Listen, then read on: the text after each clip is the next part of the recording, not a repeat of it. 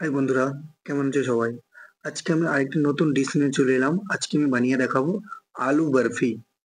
আলু বরফি কি করে বানাতে হয়? আপনারা সবাই তো আলু খেয়েছেন, বাট আজকে আমি বানিয়ে দেখাবো আলু বরফি। তো আলু বরফি বানানোর জন্য সবার প্রথমে নিতে হবে আলু।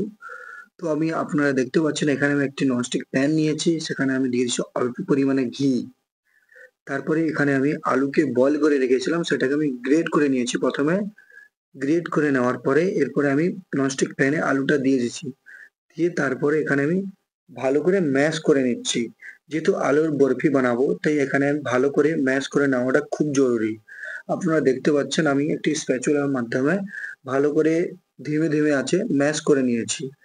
এখন আমি ম্যাশ করা হওয়ার পরে আপনারা দেখতে পাচ্ছেন আলুটা আমি একটি প্লেটে রেখে দিচ্ছি।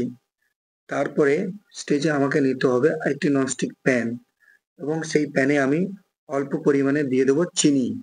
যতটা আলুর পরিমাণ ছিল ঠিক আমি ততটা স্বাদ অনুসারে বা মিষ্টি অনুসারে আমি দিয়ে দেবো এখানে চিনি। এখানে চিনিটাকে আমাকে বানাতে হবে ক্যারামেল। যেহেতু চিনিটাকে এখানে ক্যারামেল বানাতে হবে, তাই আমি এখানে খুব অল্প আঁচে চিনিটাকে পাকিয়ে নেব। আপনারা দেখতে পাচ্ছেন ঠিক ধীরে ধীরে আমি চিনিটাকে পাকিয়ে নিচ্ছি। এখানে দেখতে পাচ্ছেন আপনারা ধীরে ধীরে চিনিটার কালার চেঞ্জ হয়ে গেছে এবং এখানে ক্যারামেল রেডি হয়ে গেছে। তার উপরে আমি এখানে দিয়ে দেবো দুধ। দুধ দিয়ে ভালো করে ক্যারামেলটার সাথে দুধ দিয়ে ভালো করে পাকাতে হবে। আপনারা দেখতে পাচ্ছেন ভালো করে পাকিয়ে নিচ্ছি। তারপরে এখানে ফ্লেভারের জন্য আমি এখানে দিয়েছি এলাচি পাউডার। তারপর আবার দুধটাকে ভালো করে পাকিয়ে নিতে হবে।